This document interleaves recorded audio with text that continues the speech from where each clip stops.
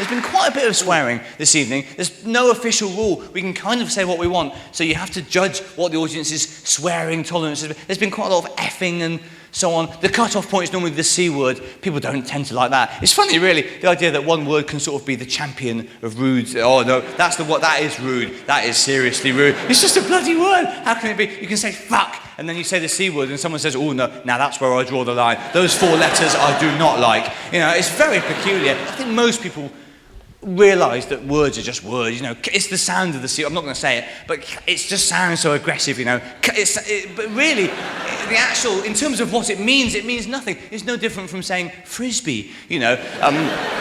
Of course, the context makes an enormous difference. I had a bit of a mix-up in a park once, but you see what I mean? You know, and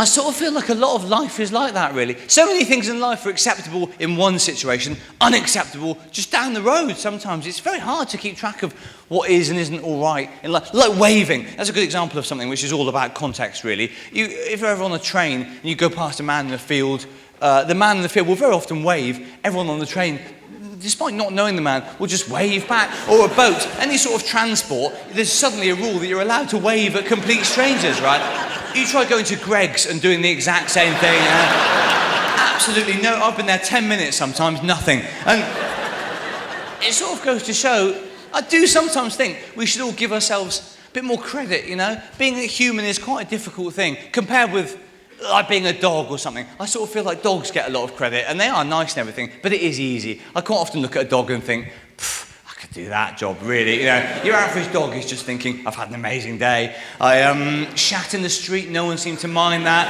I sniffed a man's cock, I wasn't sort of challenged on that either, really. There was a sort of period where I was indoors, outdoors again. No idea why, just went with it. That was fine.